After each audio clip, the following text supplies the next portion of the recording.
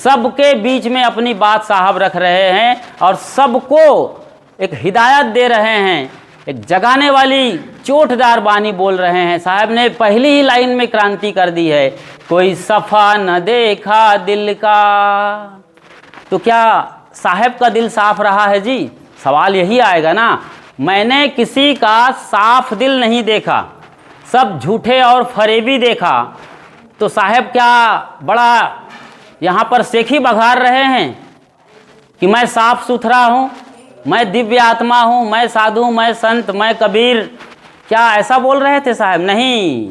बुरा जो देखन मैं चला, बुरा न मिलिया को, जो दिल ढूंढा अपना, मुझसे बुरा न कोई कबीरा, मुझसे बुरा न कोई। ये बात साहब स्वीकारते हैं। पहली अपनी कमजोरी, अपने दिल को पढ़ते हैं, तब साहब समाज की बात करते हैं। कोई सफ़ा न देखा दिल का। सफ़ा मतलब साफ मन वाला आदमी, जो चेहरे से तो बड़ा सुंदर मालूम पड़ता होगा, मेरे जैसे बढ़िया पगड़ी लगाया होगा, दाढ़ी रखा होगा, कोई चोटीदार वाला होगा, जाली टोपी और हरे रंग की लुंगी लगा रखा होगा, किसी की दाढ़ी बड़ी होगी, बाल बड़े होंगे, छापा और तिलक लगाया होगा, टोपी पहिरे माला पहिरे, छाप तिलक अनुमाना। ये बीजक की लाइन है, बीजक आप पढ़िए, बहुत गहरे वचन है। बीजक एक ऐसा महाग्रंथ है, मैं दावे के साथ कहता हूँ, कोई पढ़े तो उसके ज़िंदगी का सारा समाधान हो जाए। आप कहेंगे ऐसा कैसे बोल रहे हो आप? 1984 का साल रहा है, मैं अभी छोटा सा एक बालक था, यहाँ डोंडी लोहारा के पास एक गांव में था मैं पिताजी के साथ, जहाँ वो टीचर रहे और ड्यूटी कर रहे थे। 84 इंदिरा गांधी को गोली मार दी गई थी, उनके दोनों अंगरक्षक सतवंत सिंह और बेअंत सिंह ने। बड़ा हो हल्ला मचा था पूरे भारत में। मैंने देखा एक ट्रक निकल रहा था मेरे सामने से, रोड किनारे मैं खेल रहा था, ट्रक निकल रहा था, उस ट्रक में सारे मुंडे लोग भरे हुए थे। समझ रहे हैं आप? सारे के सारे मुंडे लोग। वो कौन थे? सिख, जिन्हें हम पंजाबी कहते हैं, क्योंकि पंजाबियों ने ही मारा था। पंजाब का मामला रहा है कोई, उसको लेकर उनके ही अंगरक्षक को भड़का दिया गया और उन्होंने, इंदिरा गांधी जब क्वार्टर से निकली थी दफ्तर जाने के लिए, तो उन पर दनादन गोलियां उतार दिए थे। वहीं वो ढेर हो गई थी। आज भी वो जगह रिजर्व है, 10 जनपद में मेरे ख्याल से आप जाएंगे तो शीशे से वो जगह घेर दी गई है जहाँ पर गोली मारी गई थी। तो साहब क्या कह रहे हैं कि कोई सफ़ा न देखा दिल का। अब सफ़ा क्या चीज़ है? दिल क्या सबका काला है? क्या मन सबका काला है? कहाँ गड़बड़ हो रही है? कोई सफ़ा न देखा दिल का जी, मतलब पूरे समाज को संबोधित कर रहे हैं। इसका मतलब नहीं है कि कोई उन्हें साफ दिल का, साफ मन वाला, ईमानदार, असली आदमी नहीं मिलता था। साहब तो कहते हैं, भाई रे बहुत बहुत क्या कहिए, कोई बिरले दोस्त हमारे, इनको हम अपना कहें, कोई बिरला बिरला हमारा आदमी है। कोई तकलीफ़ आपको लगता है कि मेरे पति मुझे नहीं सुनते हैं, आपको लगता है कि मेरी पत्नी ही नहीं सुनती है, दुनिया की तो बात छोड़ो, मेरे बच्चे नहीं सुन रहे हैं, मेरे बाप, मेरे बेटे, मेरे नाती पोते बोलते हैं कि हमारे बाप दादा और माँ बाप भी हमको नहीं समझते हैं। तो सदगुरु कबीर साहब तो पूरे उस समाज के अगुआ थे, उस समय संतों के शिरोमणि थे। उनके पीछे एक वाहिनी चलती थी संतों की, दादू दरिया घिसा पलटू लाल गुलाल नानक साहब मलुक साहब दरिया साहब की इतनी बड़ी फौज लेके चलते थे। उनके मालिक थे, तो उनको पीड़ा नहीं रही होगी साहब को, इसलिए तो वो कहते हैं, मैं रोवो यह जगत को, मोको रोवे न कोई। मेरी फिक्र करने वाला कोई नहीं है, मैं अकेला फिक्र कर रहा हूँ। दुखिया दास कबीर है, रोवे और जागे, सुखिया सब संसार है, खावे और सोवे। इनको खाने पीने, बाल बच्चा पैदा करने, घर गृहस्थी चलाने से ज़्यादा फिक्र ही नहीं है, अकल ही नहीं है सोच सकें। उसके आगे जो सोचते हैं उनको असली पीड़ा है। हमारी और आपकी दुख तकलीफ़ बिल्कुल ना के बराबर है। 5 पैसे में भी यदि हम कहें 100 पैसे में 5 पैसे में भी कम है। वो तकलीफ़ देखते हैं तथागत बुद्ध, महावीर और कबीर जैसे, ईसा मसीह और न जाने कितने ऐसे संतों की परंपरा। इन लोगों ने देश के लिए, दुनिया के लिए अपने प्राण कुर्बान कर दिए, अपनी ज़िंदगी को लगा दिए साधना में। तो कोई सफ़ा न देखा दिल का जी। अब कैसे सफ़ा नहीं देख रहे हैं? अब हमारे अपने मन की हालात को साहब यहाँ पर बयान कर रहे हैं। बिल्ली देखी बगुला देखा, सरपजु देखा बिल का, ऊपर ऊपर सुंदर लागे और भीतर गोला पत्थर का जी। बताइए, भीतर जो गोला है वो पत्थर का है, भीतर जो दिल है वो पत्थर का है। गोला क्या है? दिल। दिल पत्थर का है। आज हमारी संवेदनशीलता खत्म हो गई है, हम संवेदना शून्य हो गए हैं। बूढ़े बुजुर्ग घर पर खाट पर लेटे हैं, बीमार हैं। मैंने एक लड़के को देखा, उसकी माँ चिल्ला रही है, बेटा पानी पिला दे, पानी पिला दे। लड़के ने कहा, माताजी वहाँ लाउड स्पीकर से आवाज़ आ रही है, माता की सेवा। तैयारी हो गई, दुर्गा बैठा दी गई थी। दुर्गा के लिए शाम 7:30 बजे का यही वक्त रहा है। वो लड़का बोल रहा है कि वहाँ आरती में पहुँचना है। अब बताइए, बांस की फट्टी है, पेरा लपेटा गया है, उसके ऊपर बोरा मिट्टी का लेपन है, साड़ी पहना दी गई है हज़ारों रुपए की, और यहाँ माँ मर रही है। उसके लिए उसके पास वक्त नहीं है, जो फटी पुरानी साड़ी पर लिपटी हुई है, जिसने उसको जन्म दिया है। और वो लड़का बोल रहा है, जगदम्बा की सेवा में जा रहा हूँ। जगत अम्बा, जगत को जन्म देने वाली जगदम्बा, जो एक चूहिया तक पैदा नहीं कर सकती, एक मच्छर तक पैदा नहीं कर सकती, उनकी सेवा बजा रहा है। घर में बूढ़े बाप खांस रहे हैं, खखार रहे हैं, दम घुट रहा है। अरे बैठने के लिए मौका नहीं है, सेवा करना तो बहुत दूर की बात है जी।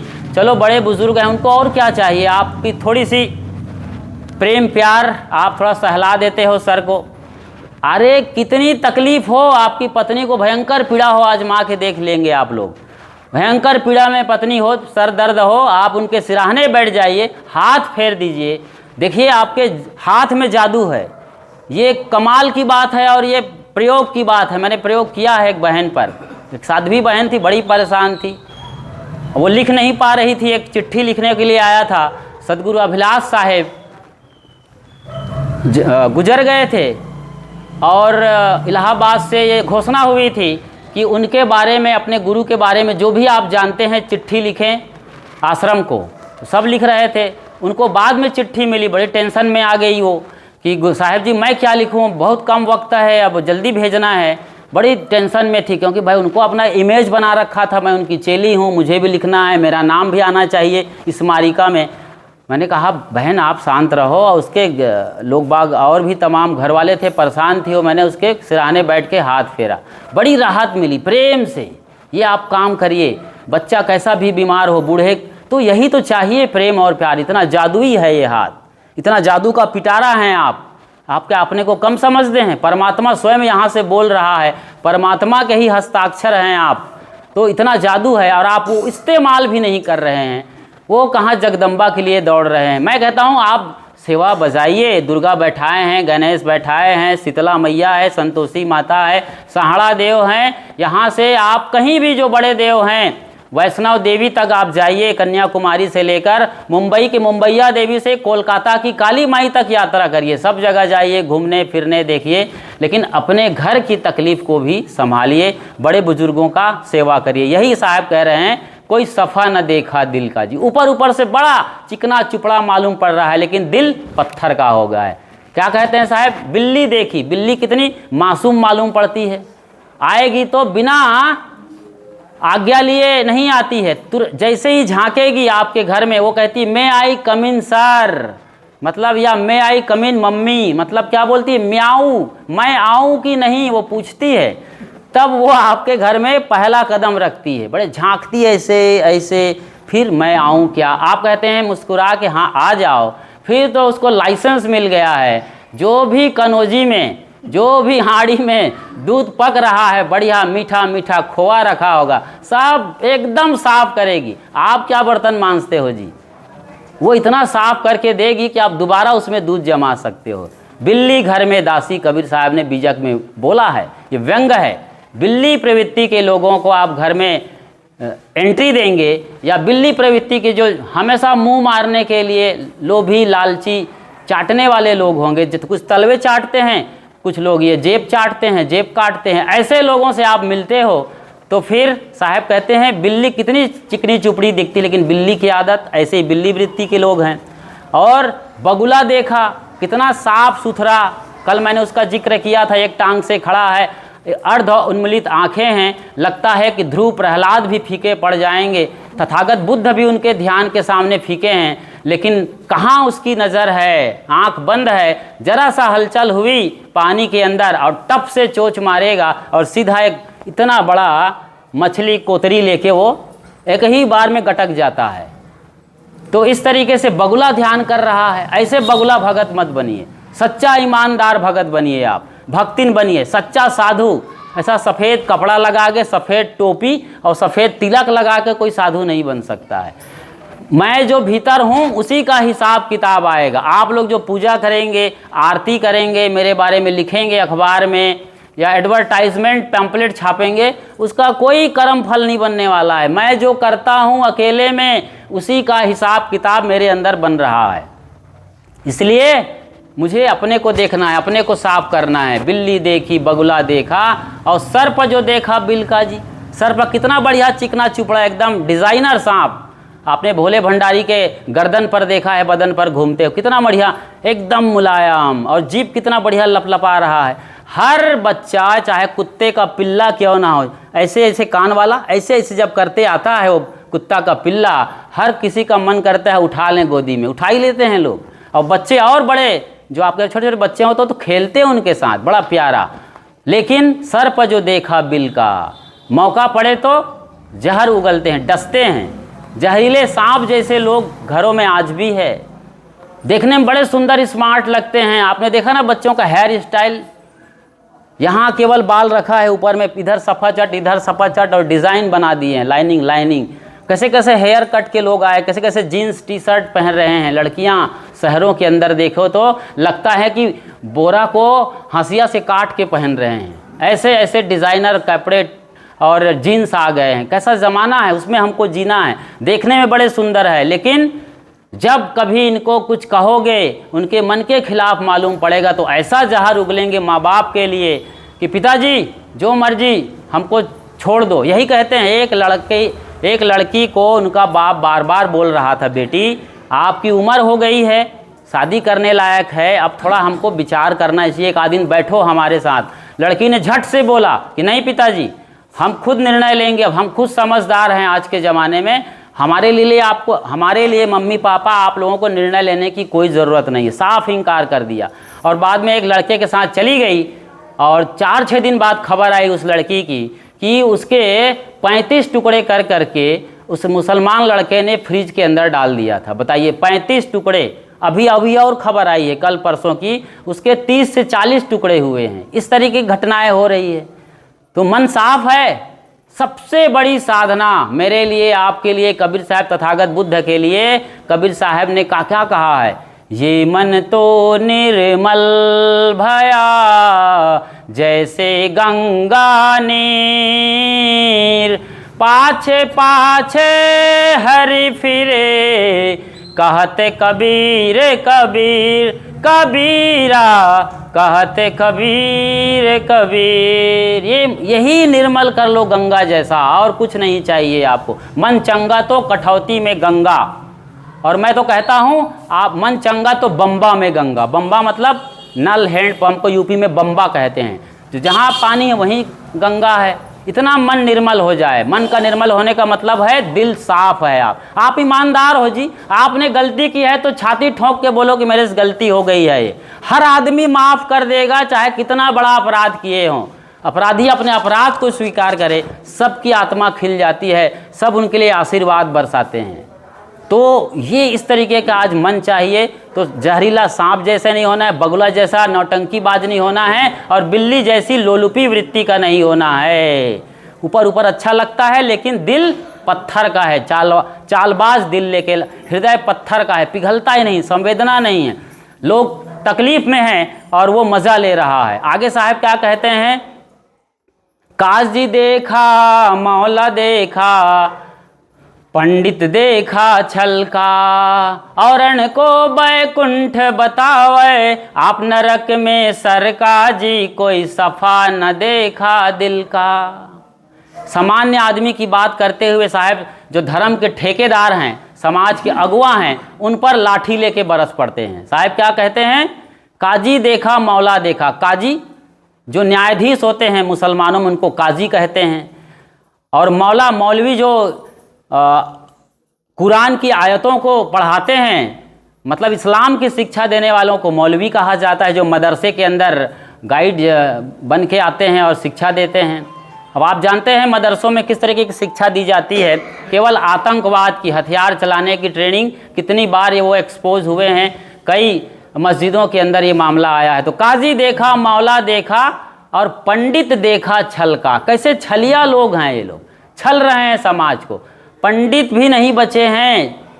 आपकी और क्या बात कही जाए इस देश की, जो सबसे बड़े आमदनी के मंदिर हैं तिरुपति बालाजी, वहाँ पंडितों की मिली भगत से बड़े आराम से गाय के मांस की चर्बी और मछली के तेल से सना हुआ, रंगा हुआ मांसाहारी लड्डू सारे मोटे ताजे तोंद वाले पंडित जी खा रहे थे, ब्राह्मण लोग खा रहे थे, देश के नेता, डॉक्टर, वकील, जज, विदेश से आए फॉरेनर श्रद्धालु भी खा रहे थे, और आप सब भी खा रहे थे। वही लड्डू 22 जनवरी के दिन जब उद्घाटन हुआ था, बल्कि इससे बढ़िया शब्द है भगवान रामचंद्र की मूर्ति का क्या, कौन सा, प्राण प्रतिष्ठा की गई थी, तब यही लड्डू बांटा गया था। अब देश अब जाग रहा है। ऐसा खेल हमारे देश में चलता है धर्म के नाम पर, क्योंकि हम तो आंख बंद करके चढ़ाने वाले हैं जो भी श्रद्धा समर्पण है। अरे भाई आंख खोल के चढ़ाइए ना, रोका कौन है आपको, आप भगवान को देखिए, चढ़ाए। ठीक है, जब आप श्रद्धा में होते हैं, प्रेम में होते हैं, भक्ति में होते हैं तो आंख बंद होती है। ठीक है, बाहर की आंख भले बंद कर, भीतर की आंख खोल के तो रखो, समझो तो सच्चाई को कि सचमुच में प्राण प्रतिष्ठा हुई कि नहीं हुई। क्या राम जी आज आप जाएंगे अयोध्या में तो धनुष बाण लेके खेल रहे हैं, 5 बरस के रहे हैं, तो अभी 5.5 बरस मान लो, तो क्या वो खेलते हुए नजर आएंगे? क्या सरयू किनारे वो डुबक्की मार रहे हैं नदी में? ऐसा है नहीं ना, वही है जहाँ बैठे हैं, वही है, वैसे ही खड़े हैं। प्राण प्रतिष्ठा होने के बाद तो भाई आदमी कुछ हिलने लगता है, आंखें खोलता है, सांस लेने लगता है। प्राण मतलब ही सांस होता है। जब प्राण डाला गया, मोदी साहब कहते हैं कि मैंने तमाम जगहों के साउथ में जाकर तमाम मंदिरों से एक विशेष ओरा मंडल और आभा के साथ ये कार्य को अंजाम दिया हूँ। उनका कहना बढ़िया है किसी लिहाज से, हम मोदी साहब या किसी पार्टी के साथ पक्षधरता नहीं करते हैं।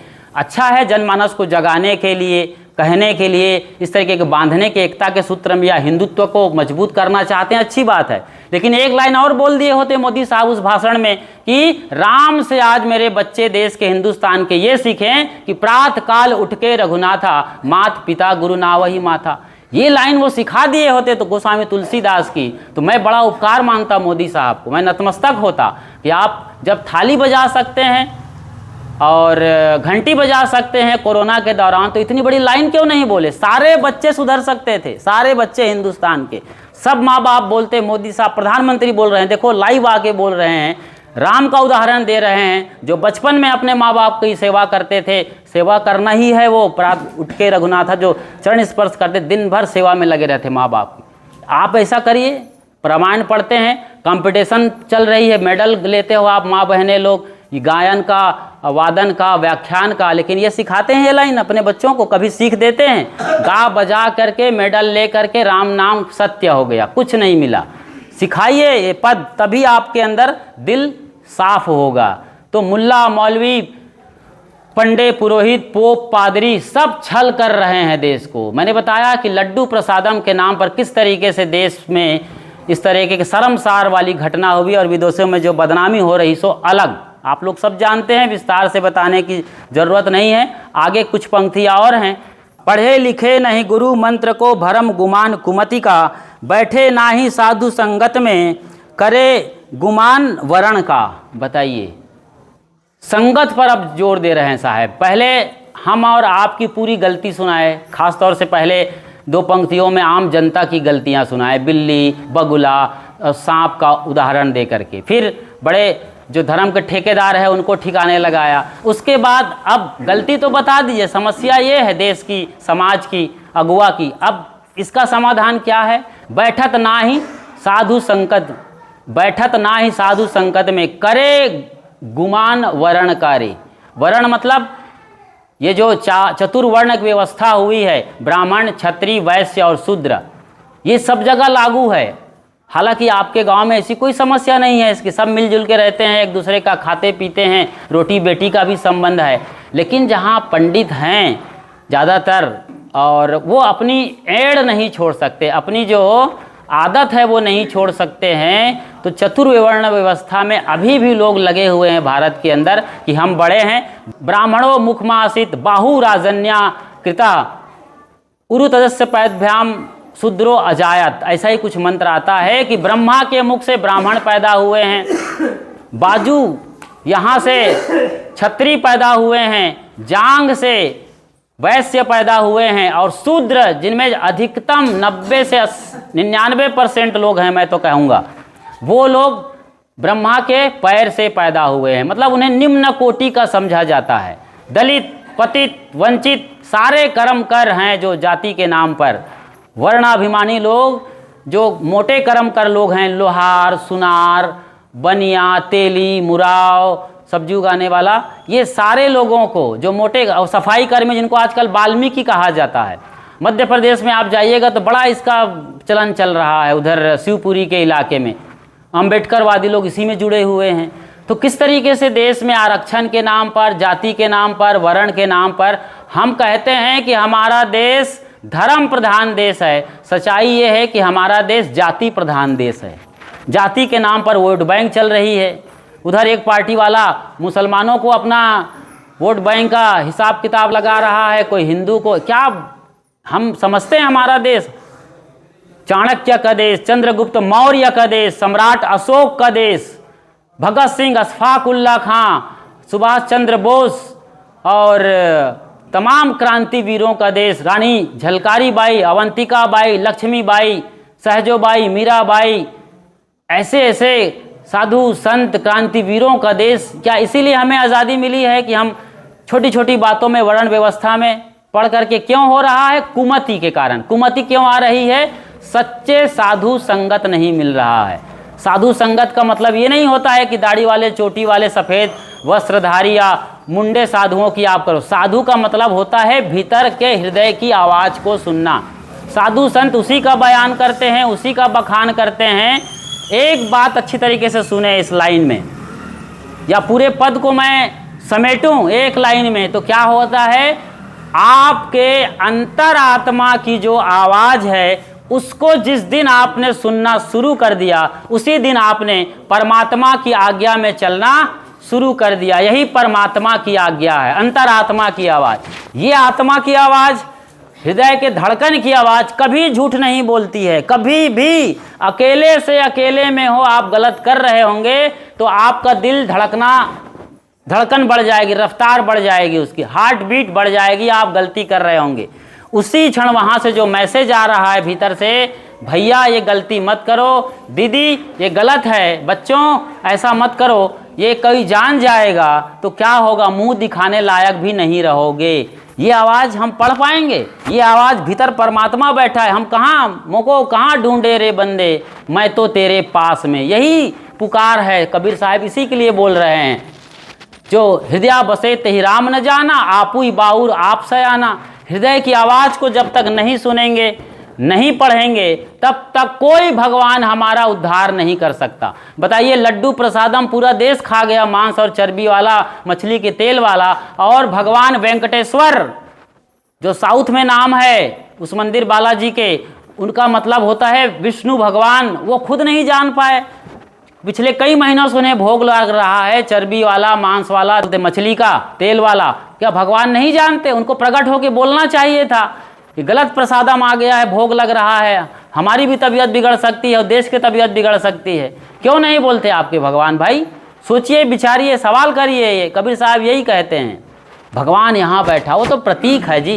कहीं मंदिर में जाइए, मैं आपको कभी भी मना नहीं करूँगा, किसी भी मंदिर में जाइए, भगवान की मूर्ति को देखिए, जो सौम्य प्रतिमा है, चेहरे में जो एक सौम्यता है, आँखों में चमक है और करुणा दृष्टि है, ये सब सीखना है। आप भी करुणावान बढ़िए, चमकदार आपकी आँखें हों, सहज हों, विनम्र हों, सब पर प्रेम का भाव बरसाइए। बस आप भगवान हैं, भगवान प्रकट हो गया। भगवाना, भ से भूमि, गग से गगन, वा से वायु, नी से ना से नीर और आसमान, तो भगवान स्वयं प्रकट है, यहाँ बैठा है, वो प्रकट हो रहे हैं। इसको देखिए, मोह की फांसी पड़ी गले में, भाव करे कामिन का, काम क्रोध दिन रात सतावे, लानत ऐसे मन का। अब ये कारण फिर बताते हैं साहब, माया मोह का जाल में पड़ जाते हैं, फिर कामनी के जाल में पड़ जाते हैं। मतलब आज जो देख रहे हैं, कामनी का मतलब ऐसा नहीं है कि कोई स्त्री ही दोषी है, कि वो काम मद में मतवाली है। काम विकार में आज हमारा देश जल रहा है। इसलिए आपको समझना होगा, जो इंटरनेट का कनेक्शन आया है आपके मोबाइल के अंदर, पूरी अश्लीलता 100% नग्नता के साथ दिखाई देती है। इसलिए बच्चों पर नज़र रखिए कि बच्चे वहाँ क्या देखते हैं। तो इन चीज़ों पर आप काम करेंगे। बच्चों को इतना ही बताइए, बेटा कि तुमको क्या बनना है, कहाँ जाना है, उस टारगेट के मुताबिक अपना गोल सेट करो, टारगेट सेट करो, और उसी के अकॉर्डिंग उस मोबाइल के अंदर देखो, तो आप सम्राट हो सकते हो। दुनिया का वो एक अकलौता आदमी बन सकते हो जो Guinness book of world record बना सकते हो। अच्छी नौकरी मिलेगी, अच्छी सैलरी मिलेगी। केवल उस दिशा में आपको इस मोबाइल का राइट यूज़ करना है। आप शॉर्ट वीडियो में, फूहड़ वीडियो में, कपड़ा उघाड़ वीडियो में लगे रहेंगे तो बच्चे भी यही देखेंगे, क्योंकि एक बार आपने देखा है वो रिकमेंडेशन में आ जाता है। आपका गूगल, आपका यूट्यूब पढ़ लेता है। वो साइबर सिस्टम ऐसा है कि एक बार जो चीज़ देखेंगे आप, गलत तो हमेशा गलत ही गलत आएगा, अच्छा देखेंगे। आप सर्च करिए सत्य, प्रेम, अहिंसा, भक्ति, प्रेम के भजन गीत। आप मीराबाई को देखिए, सहजोबाई को देखिए, सदगुरु अभिलाष साहब लिखिए वहाँ पर, तो इनके प्रवचन सत्संग आएंगे। मुक्ति, ऐसे ऐसे शब्द लिखिए ना, आप जो शब्द लिखते हैं उनके अनुसार से आपके शब्द आते हैं जी। बिल्कुल। तो साहब आखिर में क्या बोलते हैं, कहें कबीर, ये उनका टाइटल है। कहने का अंदाज देखिए, साहब कह रहे हैं, कहें कबीर सुनो भाई साधो, पहिर कबीरी खिलका जी। जी, बस एक लाइन है, कहें कबीर सुनो भाई साधो, ये उनका टाइटल है, कहने का अंदाज है साहब का। मतलब मैं कहता हूँ इसके लिए एक रिंगटोन है, ये मोबाइल का नहीं, लोगों के दिलों का। कहें कबीर सुनो भाई साधो, या कहें कबीर पुकार के, ये रिंगटोन है। आप कहीं भी चाहिए, आप कहीं भी चले जाइए, दुनिया के किसी कोने में जाके जब गाएंगे तो ये पंक्ति सुनते ही लोग समझ जाएंगे कि भारत से आया हुआ है, कबीर साहब का दीवाना और परवाना है। इनको सुनते हैं और कबीर साहब के भजन का जानकार होगा तो फिर आप उनसे समझ सकते हैं। तो पहिर कबीरी खिलका जी, कबीर को पहिर कबीरी कहते हैं, कबीरी बाना पहनो। खिलका मतलब अखिल, खिल अखिल ब्रह्मांड, मतलब सर्वत्र आप विचरण कर सकते हो ये कबीर साहब की बानी को पढ़कर और जी कर। तो कोई सफ़ा न देखा दिल का जी, कोई सफ़ा न देखा दिल का जी, कोई सफ़ा न देखा दिल का, कोई सफ़ा न देखा दिल का जी, कोई सफ़ा न देखा दिल का। बिल्ली देखी, बिल्ली देखी, बगुला देखा, सर्प जो देखा बिल का, ऊपर ऊपर ऊपर ऊपर सुंदर लागे, भीतर गोला पत्थर का जी, कोई सफ़ा न देखा दिल का, सफ़ा न देखा दिल का जी, कोई सफ़ा न देखा दिल का। काजी देखा मौला देखा, काजी देखा मौला देखा, पंडित जो देखा छल का, औरन को बैकुंठ बतावे, औरन को बैकुंठ बतावे, आप नरक में सर का जी, कोई सफ़ा न देखा दिल का, सफ़ा न देखा दिल का जी, कोई सफ़ा न देखा दिल का। तो सफ़ा न देखा दिल का मतलब है कि बिरले बिरले लोग हैं साफ दिल में जीने वाले, मन से निर्मल लोग कम हैं तो सही, उनमें ही अपना नंबर लगाना है, अपने मन को मांझना है, इतना मांझ लेना है अपने मन के ईंट को कि उस ईंट पर भी आईना बन जाए वो ईंट और आपका चेहरा झलक जाए। इतना साफ सुथरा, भीतर से अंदर सफ़ा बाहर सफ़ा, तो फिर साहेब काहे को खफा। इन्हीं वचनों के साथ विश्राम लेते हैं। बोलिए सद्गुरु कबीर साहेब की जय। साहेब बंदगी साहेब।